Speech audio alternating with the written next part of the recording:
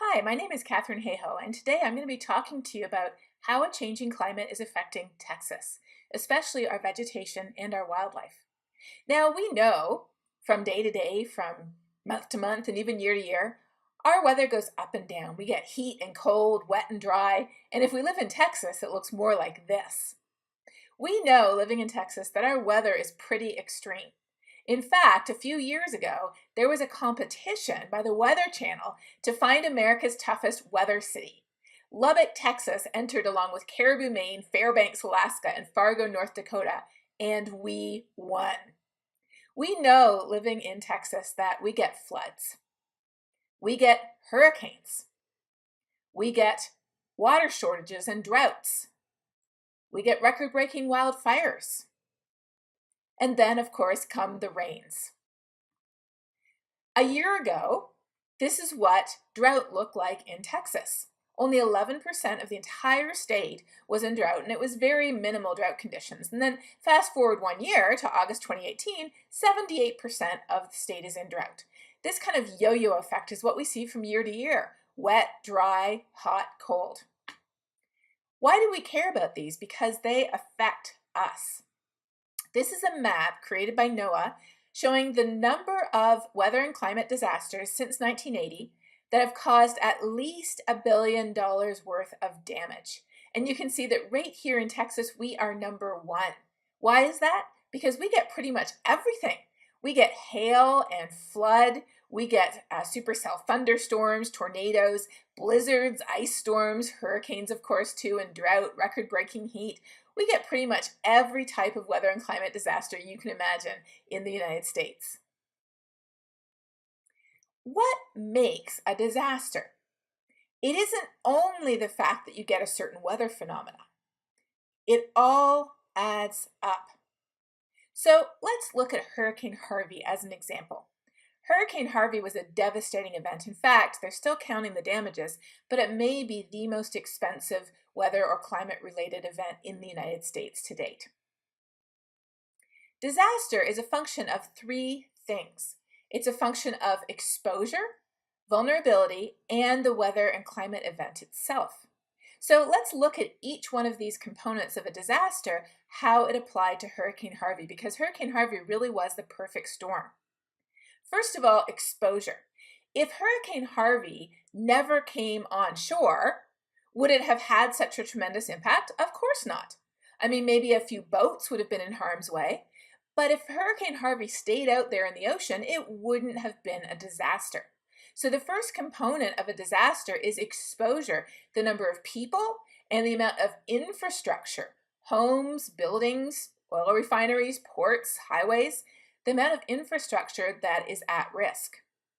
And as you can see, Hurricane Harvey pretty much hit the bullseye in terms of the most possible damage it could create on the Gulf of Mexico. Houston is one of the biggest cities in the United States, has a huge population and an enormous amount of very expensive infrastructure at risk.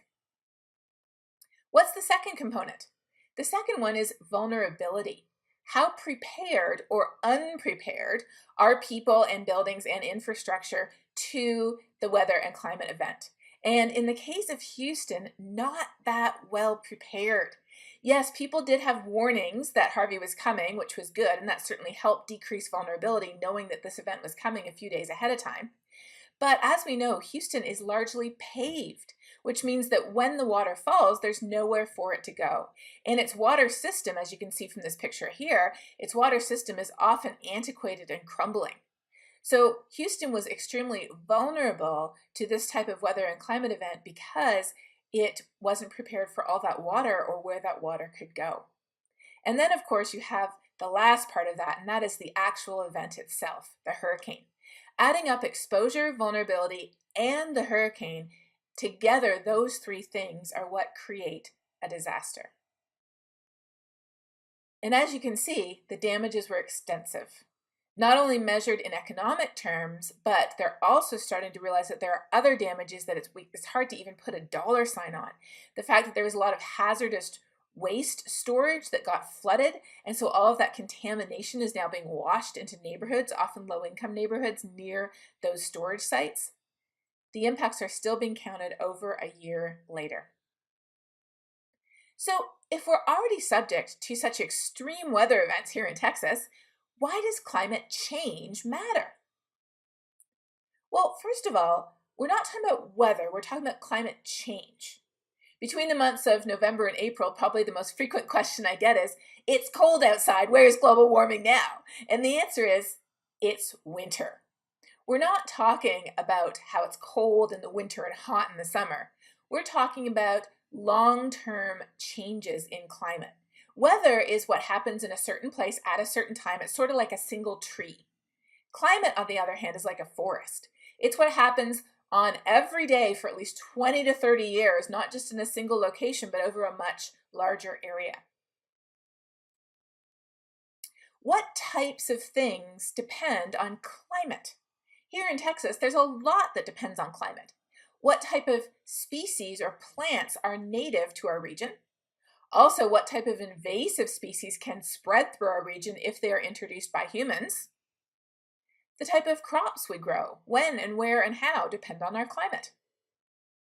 Our flood zones are defined by historical climate. How often did it rain and how much in the past? And even our future water plans look at changes in population and changes in urbanization and water demand, but they assume that we're going to be getting the same amount of rain in the future as we've gotten in the past. That's climate. Why is this a concern? It's a concern because climate is changing. The best picture I have to think about how climate is changing and why that matters to us is imagine that you're driving down one of our dead straight roads in West Texas. This is I-27 that goes north from Lubbock to Plainview, Texas. I don't know if you've ever driven this road before, but you know, if you have, that some parts of it are so straight that you could be driving up this road looking in your rear view mirror. And you wouldn't just stay on the road, you could even stay in your lane. Why?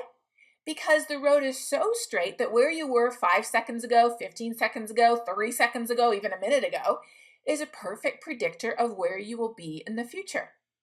But just before you get to Plainview, Texas, right at the top of this map, there is a giant curve in the road. What happens if you're driving up the road looking in the rear view mirror when you hit this curve? Nothing good. And so planning for the future based on the past is like driving down a road looking in a rear view mirror. It works great when the road is straight, and it works great when climate isn't changing. But if there's a curve in the road, if climate is changing, then we have to take our eyes off the past exclusively, and we have to look forwards as well as backwards to make sure that we stay on the road. That's why climate change matters. We know that climate is variable, it goes up and down from day to day and from year to year, and climate is the long-term average of those conditions over at least 20 to 30 years. As climate changes, we still have our ups and our downs. We still have cold and hot and wet and dry, but the long-term average is changing, and that affects a lot of different things, including our agriculture, our ecosystems, our natural resources, and more. That's not the only thing that's changing though. We also see, in addition to the long-term average changing, we also see our variability is changing. And that affects us too. The second reason why we care about a changing climate is because it exacerbates many of the risks that we already face today. Risks like what? Risks like we've already seen. Drought, heavy rainfall events, even hurricanes. The way I think about it is like looking at a pair of dice. We always have a chance of rolling that double six, that crazy heat wave or hurricane or record-breaking drought or rainfall. But what's happening decade after decade as climate changes and as our variability changes with it, is climate change is sneaking in and changing one of those numbers into another six. So all of a sudden our chances of rolling a double six are going up. And then all of a sudden we roll a 6 and a 7. We're like, where did the 7 come from? That's what we're seeing today. We're seeing that our natural dice are starting to be influenced by a changing climate. So the risks of certain types of weather and climate events is going up. We see this happening right here in Texas. We know already that we're affected by many different types of climate and weather events, like floods and hurricanes and droughts and wildfires. So how are these changing as a result of a changing climate? Well, first of all, heavy precipitation is getting more frequent. This is the observed change since the 1950s. So this is what has already happened since the 1950s until today. We've seen a 40% increase in heavy precipitation across our area, and a lot of that is happening in eastern Texas. Something that we don't often think about when we think about Hurricane Harvey, which we mentioned before, is we realize that, as this report says that was just published a year after Harvey, as this report points out, Harvey was actually the third 500-year rain event in 20 years. Now, hang on a second. 3 500-year rain events in 20 years? That means it's not a 500-year rain event anymore. It's a lot more frequent than that. Where do we get our definition of 500-year rain events from? We get it from looking backwards in our rearview mirror. And so it gives us a false sense of security that, oh, every year there's only a 1 in 500 chance of getting this type of event. Well, no, actually, every year there is a 3 over 20 chance of getting that event, and that makes a really big difference in our risks. The dice are getting loaded against us. How are hurricanes being affected by a changing climate? Well, first of all, I know the 2017 season was really unusual. There was one time when we had 3 hurricanes in the Gulf of Mexico at the same time. The actual satellite photo of those 3 hurricanes looked like it had been photoshopped or something, but it was real. And so after the 2017 season, many people say, well, isn't climate change increasing the number or the frequency of hurricanes? And the answer to that is actually, no, it isn't. But what about, I know, but what is climate? Climate is the long-term average over at least 20 to 30 years. And when we look at the long-term average, we don't see a change in the frequency of hurricanes. They are not getting more frequent. Some years we have a lot of them, other years we don't have hardly any. So are you saying that climate change doesn't affect hurricanes at all? No, I'm not saying that either. It absolutely affects hurricanes. Not the number of hurricanes, but it does increase the amount of precipitation associated with hurricanes. Why? Because the warmer the world gets, the more water can evaporate into the atmosphere. And when a really big storm comes along, like a hurricane or a cyclone or a typhoon, they can sweep up all that water vapor and dump it on us. So the intensity of the rainfall associated with any given hurricane is increasing. The second thing we're seeing is that the storms are intensifying faster. Why? Because they get their energy from warm ocean water. And of course, our oceans are heating up too. It's not just the atmosphere. And so there's more energy available to hurricanes to suck up out of the ocean and intensify faster. So in other words, when they're ratcheting up from, a tropical storm to a category 1 or 2, 3, 4, or 5, that's happening faster today than it would have 25 or 50 years ago. We're also seeing a larger number of stronger storms. So the total number of storms isn't changing, but more of them are stronger. Why? Because there's more energy available to them from a warmer ocean. Finally, we're seeing that the storms are moving more slowly, which means they're over us for longer to dump all of that rain. They're getting bigger, covering more area. And lastly, as sea level rises, that means there's more water in the ocean for those storms to push ashore, increasing the risk of coastal flooding as well. So we're not seeing more frequent hurricanes, but we are absolutely seeing the impacts of a changing climate on the characteristics and the risks associated with hurricanes here in the Gulf of Mexico. Harvey was the most significant tropical cyclone rainfall event in U.S. history. And early studies have concluded this. Human-induced climate change, primarily a warmer ocean that powers stronger hurricanes, made Hurricane Harvey 3 to 3.5 times more likely than it would have been 100 years ago, and increased the total rainfall by about 40%. So could we have had a Hurricane Harvey 100 years ago? Yes, we could have. But it has a lot more rainfall associated with it today than it would have 100 years ago, and there's also a greater chance of that hurricane occurring today than there was 100 years ago. That's what I mean by it's loading the dice against us. What about drought? How could drought be getting stronger if our heavy rainfall is getting stronger? It's because our average rainfall isn't changing.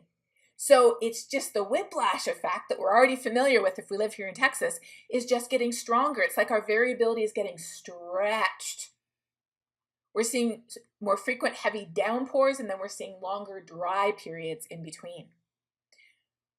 We know that drought has a huge impact on our state, whether it's farmers, whether it's cities, whether it's aquatic or natural ecosystems. We see the impacts of drought regularly here in Texas, naturally. So how does climate change affect something that is as much a part of our natural climate variability as drought? Well, we know from looking at the data that there is a very strong relationship between heat and drought. This shows each year from 1890 to 2017 here in Texas. On the bottom axis, we have the average summer temperature for that year, and on the vertical axis, we have the cumulative precipitation in inches for that summer. And sorry, the bottom axis is for the summer too. What we see is the hotter it gets, the less rain we have. So there's a very strong correlation between heat and lack of precipitation in the summer during the growing season. Why does this matter? It matters because if we look at our average number of days per year over 100 degrees, this is from the 1960s to the 1990s, it doesn't look so bad. And then we had 2011. Look at these numbers. There's some places in central Texas that saw over 70 days over 100 degrees Fahrenheit in the summer of 2011. And when I saw this map, I could not believe my eyes. Why? Because 3 years before this summer, in 2008, I made this next figure showing what the average number of days over 100 degrees might look like in about 30 years from now. And this map is almost exactly the same as what 2011 looked like. So just imagine if the summer of 2011 was the average summer. That's why we care about a changing climate, because that is some pretty extreme conditions. This is because the warmer it is, the more water evaporates out of our soils. The drier our soils, the hotter it is, the less rainfall comes. So there's this vicious cycle between heat, evaporation, soil moisture, and precipitation here in Texas that means that hotter temperatures really affect our drought risk, making the droughts that come naturally stronger and lasting longer. And then there's just our average temperature change. Now, this is the average that happened for 1986 to 2005 compared to 1901 to 1960. And if we break this down into seasons, winter or summer, we see that the largest changes have occurred in winter. In fact, in summer over the last century, most of Texas, especially central Texas, doesn't really see much change and even possibly a bit of a cooling, which you might say, okay, that's great, a little bit of cooling. But we're seeing a big increase in winter temperatures. And in fact, summer temperatures have warmed too since the 1950s. Why does this matter? It matters because many of the ways that temperature affects our ecosystems occurs looking at cold temperatures. If you are a gardener, you're familiar with the USDA plant hardiness zones. These zones are based on cold winter temperatures. And we know that these zones have already shifted significantly. Just look at where you live in Texas on the left-hand map, and then go over and look at where you live in Texas on the right-hand map. Most places in Texas, except along the Gulf Coast and far south Texas, have shifted an entire USDA zone just in the past 20 years. That's a big change. In the future, some work we've done looking at ecosystems, we could see major shifts in entire ecosystems, mostly as a result of the changes in average and in winter temperatures. Why else do we care about winter temperatures? We care about them often because they determine the extent of natural or endemic species. And this is a study that we did for California, where we looked at the current range of over 2,000 native species, and the current range is shown on the left. And then we looked at, as the future changes, what would happen to the range of that species. And you can see the further we go into the future and the greater the change we see towards the right-hand side, the more the habitat or the range of that native species shrinks. We also care about temperature because it contributes to greater area burned by wildfires. We aren't seeing any more frequent wildfires today than we did 30 or 50 years ago because most wildfires in the lower 48 occurred due to human ignition. But when those wildfires happen, we are seeing them burning greater and greater area. And this figure only goes to 2014.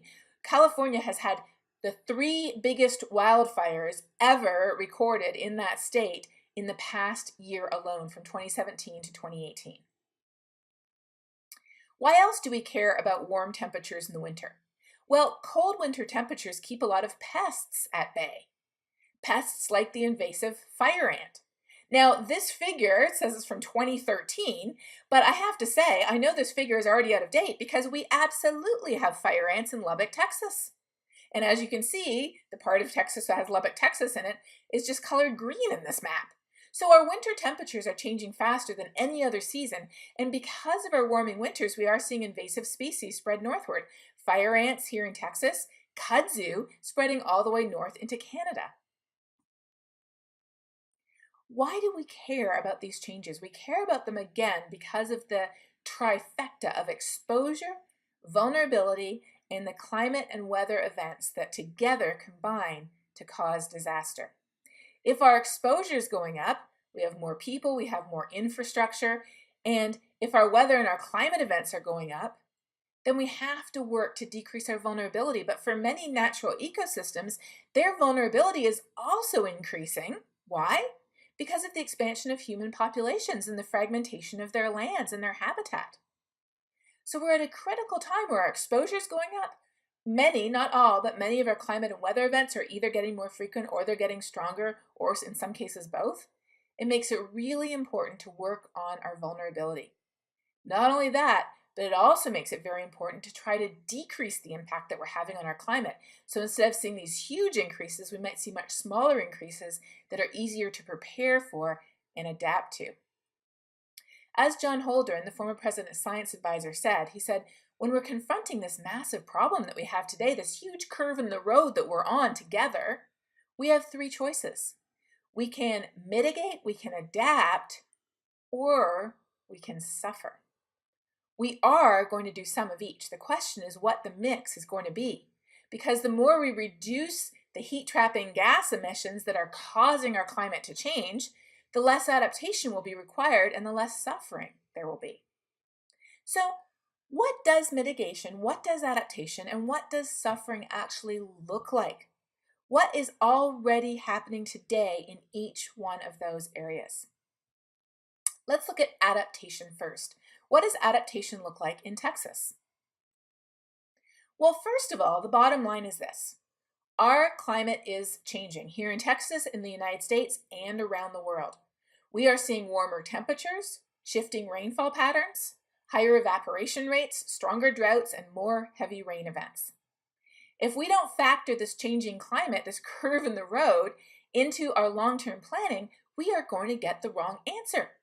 Our wheels are already on the rumble strip of the highway, and we will be in danger of running off the road if we don't account for the fact that there is a big curve up ahead. We can and we should prepare. It just makes sense. So how do we do that? There's a lot of sensible things that we can agree on that actually are adaptation to the types of changes that I just listed. One is to reduce the water that we use and the soil that we lose. And we've been doing this. We've been working on this for decades. New farming techniques radically reduce the amount of soil that gets blown off the land compared to back in the 1930s during the Dust Bowl. And many producers and farmers are already replacing these old 1950-style pivot irrigation systems that waste a lot of water because a ton of it evaporates before it even gets to the ground, especially when it's hot. They're replacing these with drip irrigation that just uses a fraction of the water. Others are looking at no-till agriculture or other methods that reduce the amount of water that we need for agriculture. It makes sense to encourage other people to conserve their water too, whether it's cities, and this figure here shows per capita water consumption. El Paso and San Antonio are two of the best cities in the entire state. I also love the Don't Be a Texas Water Hog kids program. It makes sense to conserve the water that we do have too. Promoting the use of native plants that are naturally tolerant of high temperatures and drought, as well as looking at new hybrids. And then, this is one of my favorite things, actively restoring wetlands along the coasts and aquatic ecosystems that naturally buffer us from heavy rain events, from storm surges, and from hurricanes. This is one of the success stories of Hurricane Harvey. If you can believe that there was one, there was. In Clear Lake City, which is a suburb of Houston, they had already decided to reclaim a golf course and turn it into a holding area, an aquatic ecosystem too, because plants and animals can live in it, for water. They've been planning this for 12 years. After 12 years, the first phase of what they're calling Exploration Green was built, and then came Hurricane Harvey. And because they had already prepared that area to hold water, it saved 150 homes from inundation. I love what Doug Peterson says there. He says it held water like a champ. And again, that was only the first stage. There's 4 more still to come. People are working on this. The Buffalo Bayou Partnership, a bayou is an area that holds water. They've already planted 400 native trees and 1,100 prairie plants. Harris County is setting an election to see whether they should spend $2.5 billion to fund flood protection projects. But unfortunately, the flooding continues. In the middle, you see a picture of what happened on July 4th, 2018, so almost a year after Harvey. It rained and it flooded again. And remember, Houston had seen 3 500-year flood events in 20 years. It isn't just Harvey. When we look at coastal wetlands, this is a case study of Hurricane or Superstorm Sandy, which of course hit New York and New Jersey a couple of years ago. What they've actually found is that coastal wetlands prevented $625 million worth of property damage. And on the left-hand side, you can actually see a map of where these places were. The red ones are actually the good ones. In Maryland, wetlands reduced the damages by 30%. It's really amazing what we can do when we use what they call the ecosystem services to actually help us and help the ecosystems at the same time. What does mitigation look like in Texas? Adaptation is preparing for the changes that we cannot avoid, but mitigation is making sure that we avoid the changes we cannot prepare for. What do I mean by that? I mean the fact that by burning coal and gas and oil, we are wrapping an extra blanket around the planet that it did not need, and the more of the stuff we dig up and burn, the thicker the blanket, the more heat it traps, the greater the changes that we see, the more the dice are loaded against us. So what does mitigation look like? It looks like weaning ourselves off the old and frankly dirty ways of getting energy that we've been using for hundreds of years and looking at new ways to get energy because we need energy. The solution is not to just say, oh, we'll return to the Stone Age and all live in caves. No, the solution is to use the brains that God gave us to figure out new ways of getting energy that we can use right here in Texas and that we can help other people use around the world. And here's the really cool news. Here in Texas, we are leaders.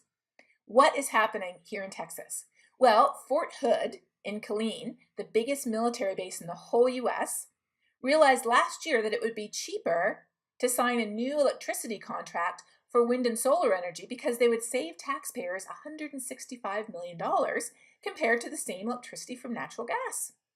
It was actually cheaper. Here in Texas, we break record after record, especially in the spring when it's very windy, of how much energy we generate from wind. The town of Georgetown decided to go 100% green. They're just north of Austin. Why? Because business students from the local college crunched the numbers and showed the city how much money it could save. Now, China is actually the world leader, believe it or not, in wind and solar energy. They have more of that stuff installed than any other country in the world. But in the United States, Texas is number 1 already in wind, and solar is fast catching up. Lastly, though, we talked about adaptation, we talked about mitigation. What does suffering look like? Suffering looks like when those dice are loaded against us, and there's exposure, there's vulnerability, and there's a weather and a climate event that hits on top. Suffering looks like risks that we've always faced naturally getting stronger or more frequent. Whether it's stronger hurricanes with more rainfall associated with them, whether it's more frequent heavy downpours due to all the water that evaporates as the planet warms, whether it's record-breaking heat waves, whether it's stronger droughts. These are the types of things that we're seeing, and they affect us. We know exactly what they look like here in Texas because we already get them naturally. They're just amplified now, they're on steroids. What other types of suffering are we seeing? We are already seeing climate refugees. One of the first was this tribe that lives in Louisiana, whose land was not only being flooded as sea level rises, but it was also sinking. Why is the land in the Gulf sinking? Well, originally they thought, well, it's just sinking because of all the sediments being deposited by the Mississippi, and that is contributing to it. But since then, the USGS has realized that all the oil and gas and water that's being withdrawn from aquifers and reservoirs underneath the Gulf is contributing to the subsidence of the land. So as sea level is going up, the land is going down, and people who live along the Gulf Coast, especially in Louisiana, are the first to see the impacts of these changes. Up in Alaska, there's over 200 Native American villages that are at imminent risk as what used to be permanently frozen ground under their buildings thaws and crumbles, but they have nowhere to go. And of course, low-lying islands in the South Pacific are also feeling the impacts because as sea level rises, it's risen about 8 inches so far since the beginning of the century, but it's rising twice as fast now as it was just 25 years ago. So they're very concerned about the future of their islands because as they flood, where will they go?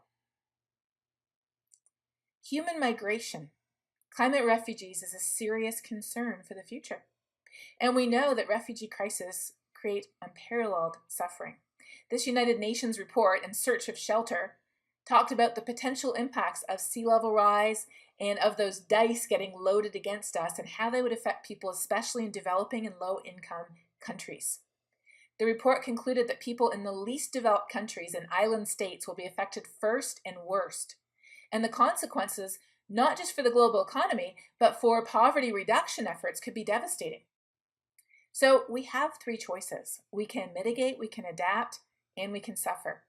We are going to do some of each. The question is what the mix is going to be because the choice is in our hands.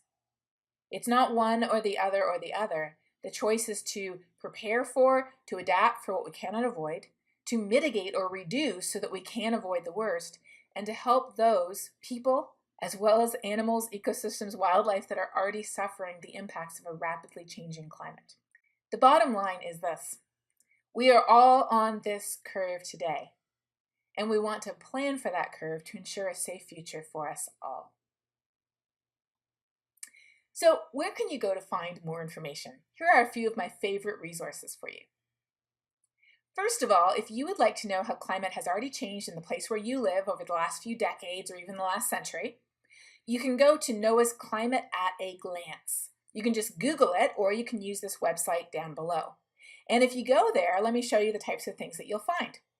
For a given city, I did this for Lubbock because this is where I live. For a given city, you can look how temperature and precipitation and even drought is changing from year to year for a given location, a climate division, an entire state, or a city. So for example, in Lubbock, we know that our average summer temperature is rising. It goes up and down from year to year, but it's been rising pretty steadily since the 1950s. We know that our spring rainfall hasn't changed much, but it's getting more variable, as you can see in the top right. And we also see that our summer rainfall has decreased slightly. How is climate going to change in the future? For that, you can go to the first part of the National Climate Assessment, which I helped write. I wrote Chapter 4 and Chapter 15, and you can find it online at science2017.globalchange.gov. What type of information is here? Here, you can see some of the maps of the whole country that I showed you earlier, showing how heavy rainfall and temperature and things like that have already changed. But you can also find projections for the future. This is showing, for example, the projected change in the number of days above 90 degrees Fahrenheit on the left and below 32 or freezing on the right. And as you can see, the number of hot days goes up and the number of cold days goes down. What does all this mean for Texas and the Southern Plains? For this, you want to go to the second half of the National Climate Assessment. The second half comes out in December 2018, but the previous National Climate Assessment in 2014 already has tons of great information for our region. And you can find it online at nca2014.globalchange.gov. Like what? Well, for the Great Plains, which is our region, it has a lot of important points or key messages, such as this one. Landscape fragmentation is increasing, and a highly fragmented landscape hinders the adaptation of species when climate change alters their habitat composition and the timing of plant development cycles. So again, it's talking about the intersection between vulnerability, exposure, and long-term climate trends. Now, if you have questions, or if you know somebody who has questions about how do we know that climate is even changing? I heard those scientists fake the data. Isn't it just a natural cycle? What about the sun? If you have any of those questions, this is one of my favorite resources. Skepticalscience.com addresses all of the most frequently asked questions about the science of climate change. And what I love is that you can go as deep as you want. If you click on any of these arguments, it will give you the short answer, it will give you a medium answer, it will give you a long answer, and it will link you directly to the original scientific studies if you want to go that far. We also address a lot of frequently asked questions in our Global Weirding series. You can find this on YouTube. If you go to YouTube and you just type in Global Weirding, make sure that you spell it right, you will find 25 short videos. Each one is about 6 or 7 minutes long, and they all address frequently asked questions that I've gotten. Now, season 3 is coming out in fall 2018, going through spring 2019, so we're adding 12 new videos to this. So by next year, there will be 37 of these videos here. And these are great short little videos to watch and to share with people. Thank you so much.